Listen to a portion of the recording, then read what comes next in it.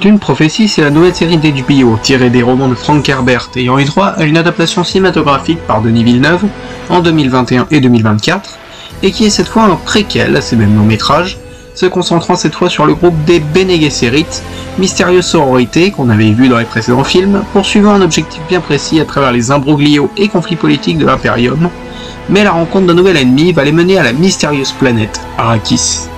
Et c'est une série sympa.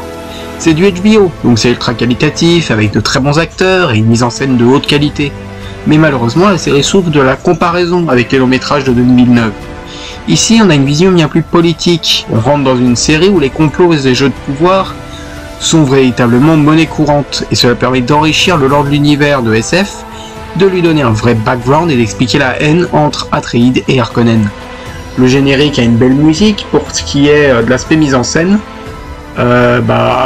Même si le métrage ne bénéficie pas de la BO d'Hans Zimmer, il en a tout de même une assez marquante et une photo vraiment belle du même chef-op que les deux longs métrages, à savoir Greg Fraser, qui est vraiment au-dessus du tout venant des visuels. Les 6 épisodes passent vite et le scénario est intéressant, offrant des points de vue variés et non abordés, mais le point faible de la série réside en ses personnages et ses intrigues. Car si c'est vraiment assez intéressant à suivre, l'ensemble est fouillis, on n'appuie pas assez sur certains personnages pour qu'on s'en rappelle, puis ça navigue un petit peu entre les flashbacks et le présent, ça peut des fois perdre le spectateur.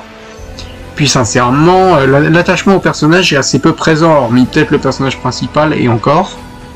Donc sincèrement, une saison de me tente, mais quelques améliorations seront à apporter, sinon Dune Prophecy tombera dans l'oubli et je vous encourage à la regarder.